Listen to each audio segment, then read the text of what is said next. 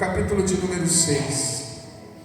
Eu quero fazer uma pergunta aqui. Quem está nos visitando aqui pela primeira vez? Irmãos, os irmãos da casa, por favor, pode dar um abraço nessas pessoas que vieram nos visitar aqui pela primeira vez? Você pode sair do teu lugar e abraçar esses irmãos, dizer que eles são bem-vindos aqui nesse lugar. Glória a Jesus, aleluia. Vocês são bem-vindos aqui nesse lugar. Aqui é a casa do Pai. Sinta-se à vontade nesse lugar, amém? Aleluia. É isso aí, glória a Deus. Livro de 2 Samuel, capítulo de número 6, versículo de número 11. Davi está colocando no telão aí para todo mundo acompanhar. Aleluias. Glória a Deus. Esperar os irmãos se sentarem. E agora ficou bom. Todo mundo achou, irmãos? Está no telão aqui. O texto diz assim, ó. E ficou a arca do Senhor na casa de Obed-edom, geteu, 3 meses. E abençoou o Senhor a Obed-edom e a toda a sua casa. Eu gostaria que você lesse esse texto comigo, mas quando você lesse, você não vai ler a toda a sua casa. Você vai ler assim, ó, a toda a minha casa, amém? Então vamos lá. E ficou a arca do Senhor na casa... Vamos ler junto, irmãos. E ficou a casa de Obed-edom, o geteu, 3 meses. E abençoou o Senhor a minha casa. Será que você pode repetir isso? E a minha. Isso aí. Presta bem atenção, queridos. Eu gosto muito de pregar sobre esse texto, porque esse texto fala de um renovo ministerial. Ele fala sobre um renovo de vida, um renovo de história.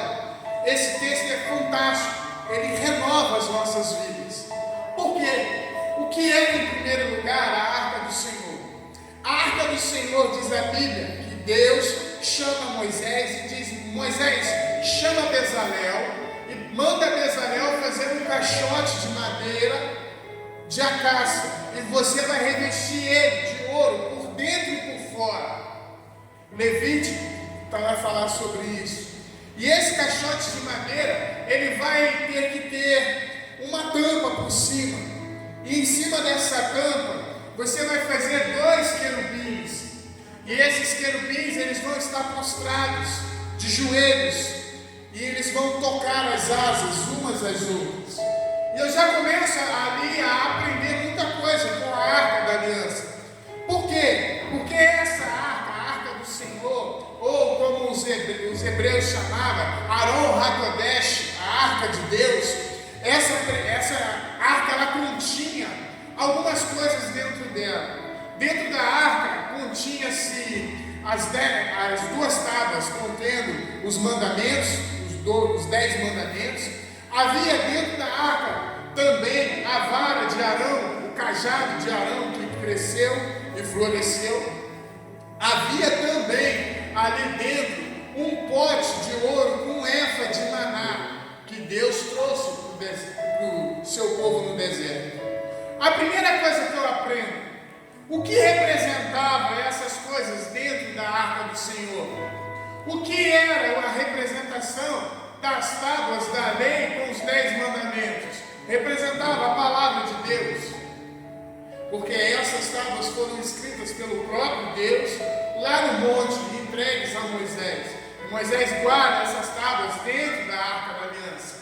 E eu aprendo que quando nós guardamos a palavra de Deus dentro de nós, porque hoje nós somos essa arca, nós hoje carregamos a presença do Senhor. Quando nós guardamos a palavra dentro de nós, a presença de Deus está sobre a nossa vida, porque estamos cumprindo a palavra.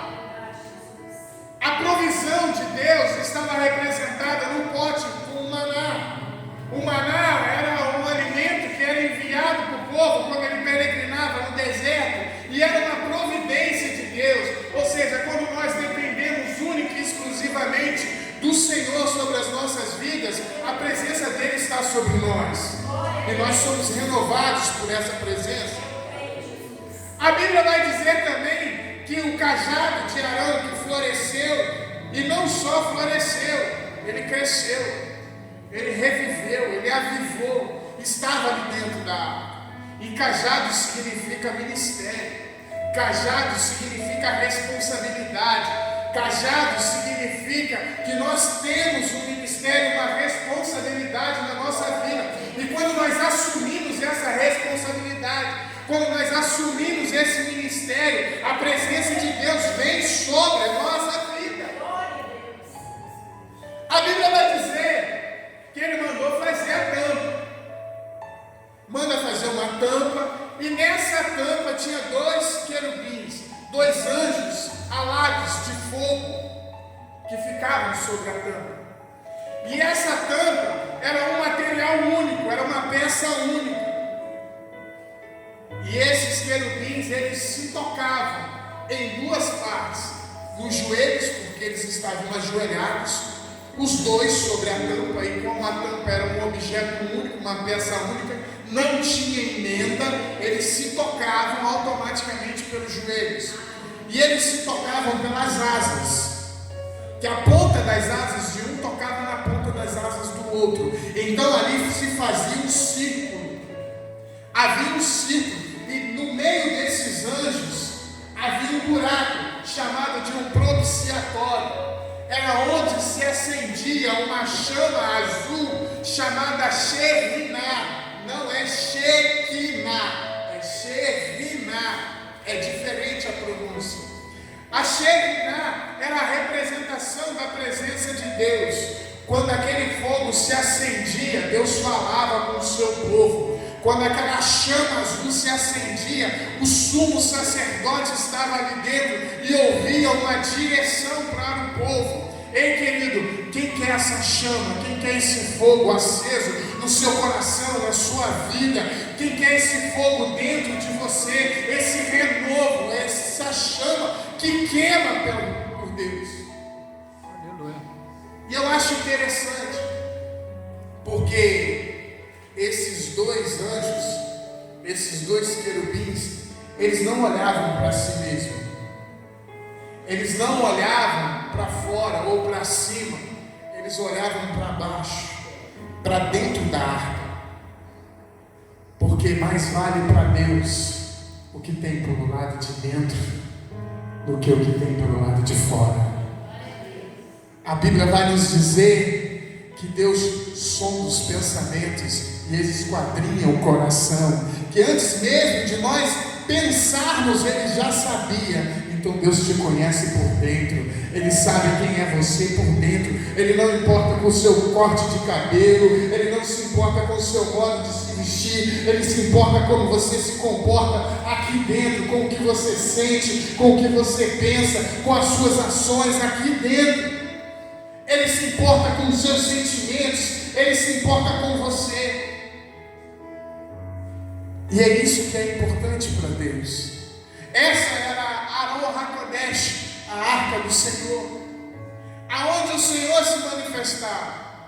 E diz a Bíblia que Davi, o rei de Israel, agora domina Jerusalém, a capital da religião. E ele entra em Jerusalém e a primeira pergunta que ele faz é: aonde está a arca do Senhor? Aonde está a Aron HaKodesh? Aonde está a presença de Deus? Porque essa arca era a representação da presença de Deus na terra, porque era onde Deus se manifestava. E aí alguém disse: não está aqui. E ele pergunta: onde está? E aí disseram: está na casa de Abinadab, o levita, em Kiriat Jearim. Então ele reúne o povo e fala: vamos lá buscar a arca, porque se a arca não estiver aqui, eu não governo neste lugar. Ei, querido, eu aprendo com Davi, sabe por quê? A arca da aliança era algo importante para aquele povo, porque sem a presença de Deus, um líder não pode tomar decisões corretas. Sem a presença de Deus, uma pessoa não pode caminhar numa direção correta, porque o inimigo milita contra as nossas almas e contra as nossas vidas. E se a presença de Deus não estiver junto de nós, nós vamos sempre para o caminho errado. E ele foi lá buscar em Kiriat Jearim a presença de Deus. Diz a Bíblia que aproximadamente Saul governa durante 20 anos sem essa presença. E olha como foi o governo de Saul. Diz a Bíblia que o Espírito de Deus se afastou dele e que ele era atormentado por um espírito maligno da parte de Deus. Por não governar o seu reino, por não exercer o seu chamado junto da presença de Deus, Saul foi a pique. Diz a Bíblia que Deus rasgou o reinado de Saul. Ei, irmãos, Saul perdeu, mas Davi foi atrás em busca daquilo que guiava a vida dele. E nesta noite eu quero profetizar que você vai sair daqui com essa presença em tua vida e com um guia, uma lâmpada acesa para te mostrar o caminho e a direção correta por onde você vai seguir. Amém? A Bíblia diz que Davi vai agora traçar uma estratégia. Ele vai pegar a mesma estratégia que os filisteus tiveram quando roubaram a arca no campo de batalha dos filhos de Eli, Hofni e Finete, que agiam em pecado dentro do templo, eram os guardiões da arca. E quando eles precisaram dessa arca no campo de batalha para vencer a luta, quando eles precisaram da presença de Deus no campo de batalha para vencer a dificuldade deles, a Bíblia diz que Deus retirou a a sua presença da terra. Deus retirou a glória dele da terra e disse assim, e acabou-te, e foi-se a glória. A glória agora não estava mais sobre a arca. Então os filisteus pegam essa arca, colocam em cima de um carroção de boi e levam para dentro do templo de Dagon. E lá dentro do templo de Dagon eles começam a comemorar do lado de fora, fazendo um samba do crioulo doido lá do lado de fora. E lá dentro a arca da aliança perante a imagem de Dagon, e Dagon se prostra diante da presença da arca da aliança. E quando eles vão lá de manhã e abrem o templo, e eles veem a imagem de Dagon prostrada no chão, eles pensam que alguém foi lá e derrubou ela e coloca ela de pé novamente. E voltam lá para fora para festejar. Mas quando eles retornam lá dentro do templo, agora a imagem está caída e os punhos da imagem estão cortadas e a cabeça da imagem também foi decepada, porque Deus estava falando: cabeça sobre o povo de Israel sou eu, o Deus deles. Mãos sobre a vida desse povo sou eu, o Deus deles. Dagon não é Deus sobre Israel. E eles temeram. E o que eles fizeram? Devolveram a arca para o povo de Israel. E agora ela está lá, na casa de Abinadab, o levita, aos cuidados de Uzá e Aiô. E quando Davi chega para pegar a arca e levar para Jerusalém, para a cidade santa, ele usa a mesma estratégia. Ele bota em cima do carroção de boi e faz uma festa. Só que, irmãos, festa, pula-pula, oba-oba, não atrai a presença de Deus. O que atrai a presença de Deus é um coração contrito. É o coração de um adorador. Você lembra o que Jesus falou para aquela mulher lá no poço de Jacó? Ei, o meu Pai está à procura de verdadeiros adoradores que adoram ao Pai em espírito e em verdade. A arca ficou 20 anos na casa de Abinadab, um levita, o homem que era responsável pela adoração. Mas a arca não mudou nada na vida daqueles homens, porque eles não atraíam a presença de Deus. Eu vim aqui nesta noite para te dizer, a arca da aliança, você precisa começar a atrair a presença de Deus para a tua vida.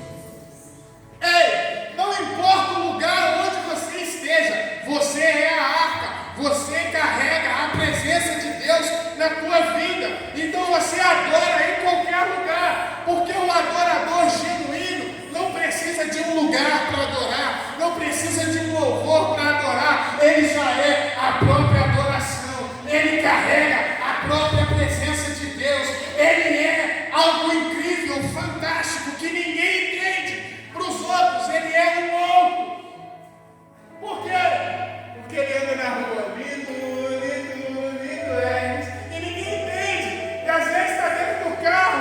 O Rodrigo, uma vez que me contou isso, que ele estava dentro do carro indo para o Rio, e de repente ele tampou lá em línguas, e todo mundo que estava parado no trânsito em volta dele ficou olhando para ele, porque ele estava adorando a Deus.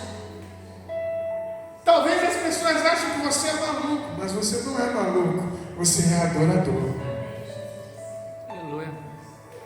Às vezes as pessoas não entendem, cara, por que esses crentes gritam tanto? Por que eles estão sempre felizes? Por que eles se alegram tanto? Porque você carrega a presença de Deus, e aonde a presença de Deus está, a alegria se manifesta.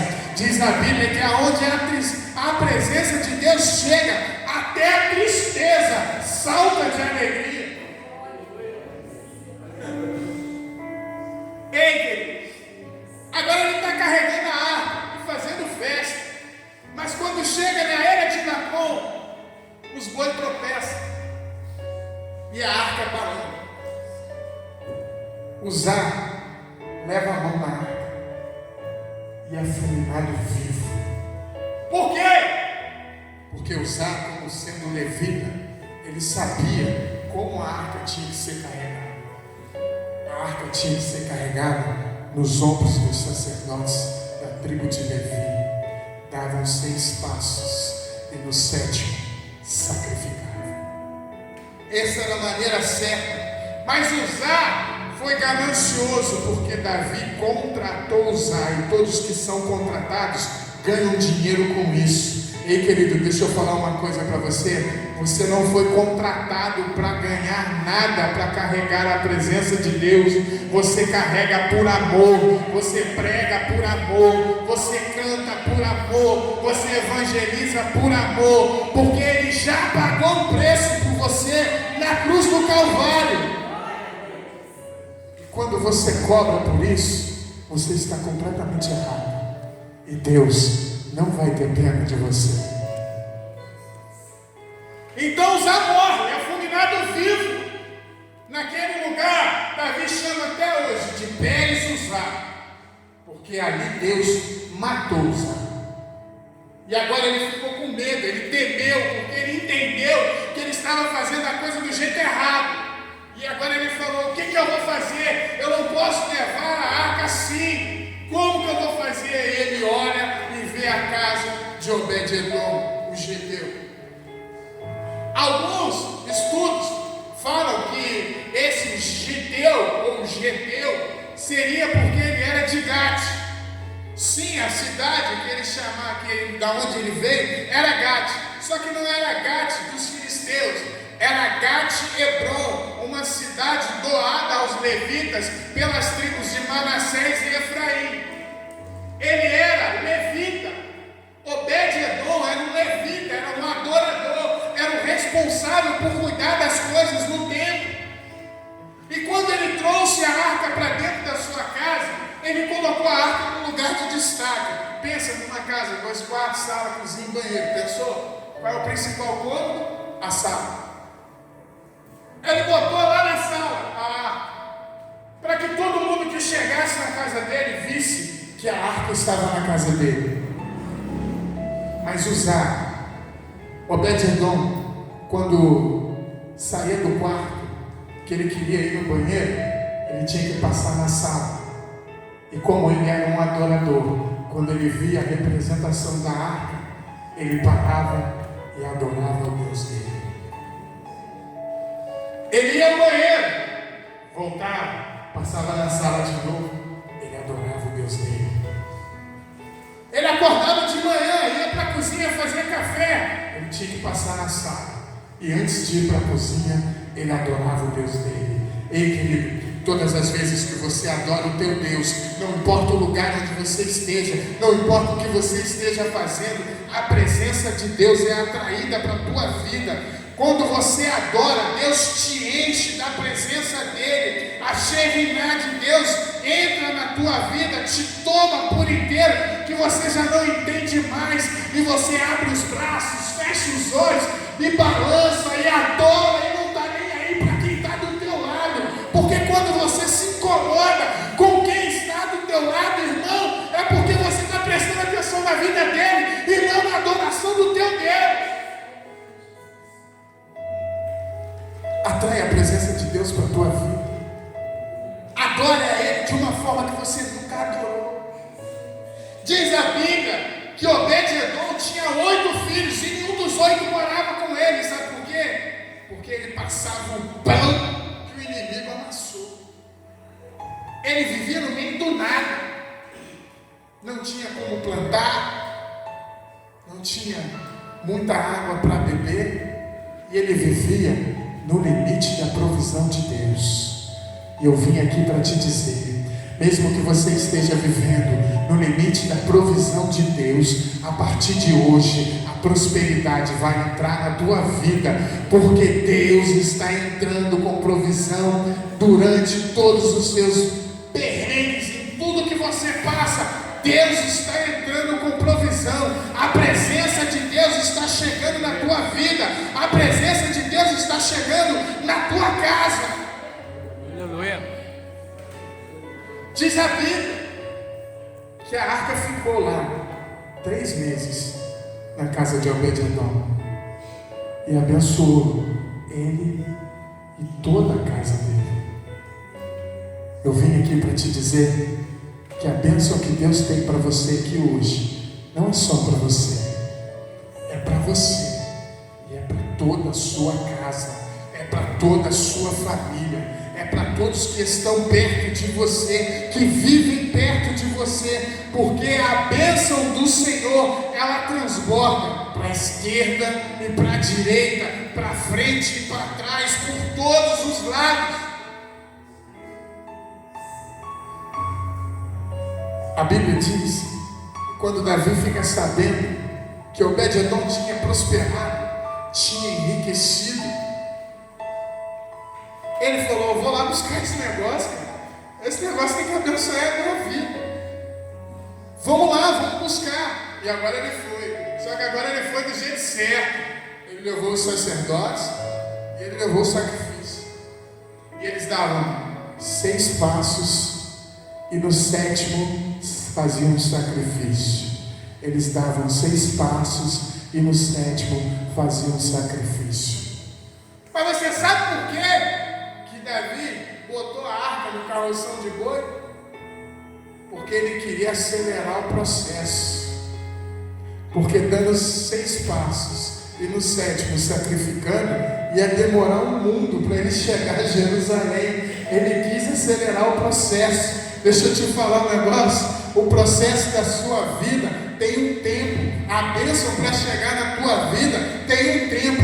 Não queira acelerar o processo, não queira cortar fila, porque cortar fila não vem de Deus, é troço do inimigo. Fica tranquilo, no tempo de Deus tudo vai acontecer na tua vida. A Bíblia diz que todas as bênçãos já estão liberadas para nós nas regiões celestiais. Deus só está esperando você tomar um posicionamento para que Ele possa liberar para você aquilo que Ele já guardou, aquilo que Ele já separou, aquilo que Ele já destinou para a tua vida. Eu posso ouvir um amém? Amém. Aleluia. Só que Obed-edom, agora, ele estava sem a arca. Por quê? Davi levou, mas ele ainda estava próximo. Ele ainda tinha ficado com toda a prosperidade. E o que Obed-edom vai fazer? Se sou eu e você, o que a gente fala?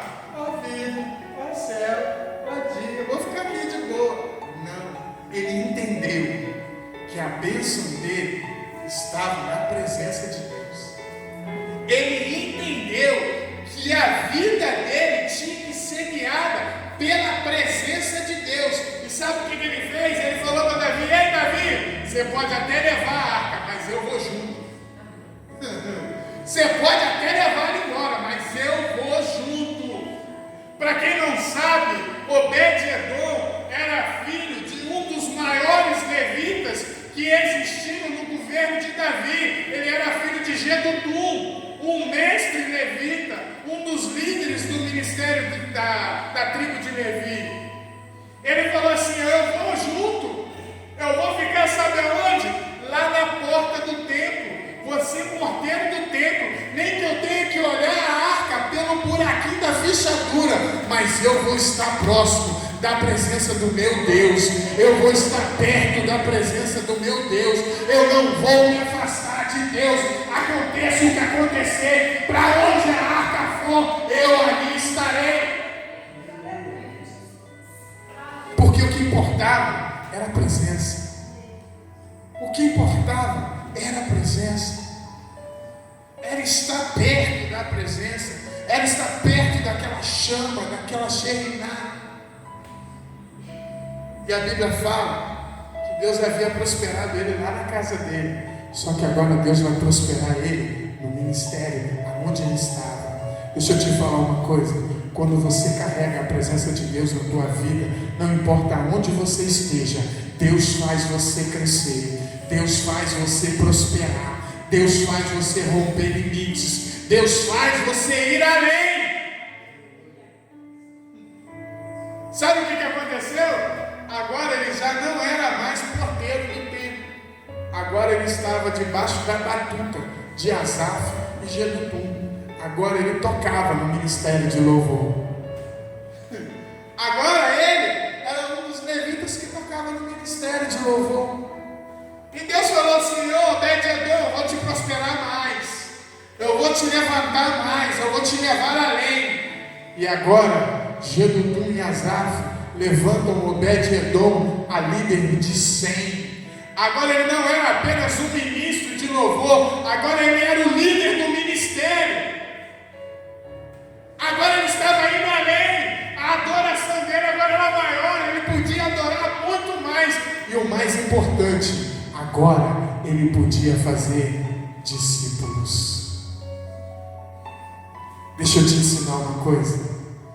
Tudo que aquilo que Deus te dá, tudo que aquilo que Deus faz na tua vida, ensine a outros a receber o mesmo. Mostre a outros como fazer para receber o mesmo. Faça discípulos. Moisés fez um discípulo, quem? Josué. Mas Josué não fez discípulos. E o ministério dele parou. Faça discípulos. Cristo nos ensinou a sermos discípulos. E nós precisamos ensinar a outros aquilo que nós temos. Ou seja, em todo lugar que você estiver, pregue a tempo e a fora do tempo. Não pare de pregar. Não pare de contar o que Deus faz na tua vida. Não pare de dizer o quão bom e agradável é estar aqui dentro, em comunhão com os irmãos, estar perto, recebendo carinho, recebendo um abraço, porque tudo isso foi gerado pela presença de Deus na tua vida.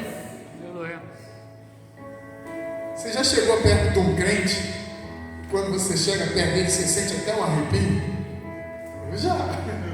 É um troço de doido, mas sabe o que é isso? É a presença de Deus na vida dele. A presença de Deus na vida dele, o Espírito que habita nele é o mesmo que habita em você. E quando vocês se aproximam, é igual quando foi João Batista, quando estava na barriga da mãe, quando ele chega perto de Maria. Diz que o menino se chutou lá dentro da barriga, respondeu na hora: ei, estou perto do meu Salvador. É na hora. O Espírito testifica. Não tem gente, quem aqui já esteve em algum lugar que ninguém sabia que tinha crente lá e alguém virou você: você é crente? Já teve um lugar assim? Você é crente. Por quê? O brilho é diferente. A forma de agir é diferente, porque a presença de Deus faz toda a diferença na tua vida. Agora, Deus não estava satisfeito. Ele falou: Obed-Edom, eu vou te prosperar mais uma vez. Como, Senhor? Agora eu vou te colocar como tesoureiro na casa do tesouro. Agora você vai tomar conta, Obed-Edom, de todo o ouro do povo de Israel. A casa do tesouro, a chave da casa do tesouro está nas suas mãos. Se estima que Salomão tinha dentro da casa do tesouro aproximadamente 6 trilhões em ouro. Fora a prata, fora o bronze, fora as pedras preciosas que haviam lá dentro. E quando a rainha de Sabá chegou trazendo presentes para ele falou assim: tem problema não? Abriu a porta da casa do tesouro e falou: o que você quiser levar, pode levar, porque o meu Deus me abençoa muito mais. Ei, irmão, sabe o que isso fazia? Fazia com que o povo olhasse para aquelas pessoas e diziam assim: eu quero o que ele tem. Eu quero viver o que ele vive. Eu quero ser igual a ele. Eu quero ser abençoado igual ele é. Mas como? Como? É só vir para a igreja? Não. É só adorar. Quando você adora, Deus responde com bênção na tua vida. Quando você adora, Deus se manifesta em você. E a presença dele é notória, todo mundo consegue sentir. Eu me lembro que quando eu me converti todo dia. Quando Jesus me aceitou lá no Projeto Vida, eu só fiquei na igreja porque na porta da igreja tinha um negão desse tamanho assim. Mas negão mesmo, que me deu um abraço, mas um abraço que me constrangeu. Meu irmão, eu queria ter ganhado aquele abraço a minha vida inteira e nunca tinha recebido um abraço igual aquele. O negão me abraçou, mas bem-vindo aqui, cara. Que prazer ter você aqui. O cara tinha usado droga comigo há muito tempo atrás, mas o cara estava lá e me abraçou. Mas depois ele me contou. Sabe por que eu te dei o abraço? Porque um dia a Vanessa me abraçou assim quando eu cheguei aqui. E ele conta esse testemunho para todo mundo. Ou seja, ela recebeu de alguém, deu para ele deu para mim e eu sigo dando para outros. Essa é a presença de Deus na nossa vida. Não importa onde você esteja, não importa o lugar, o ambiente, o que esteja acontecendo à tua volta.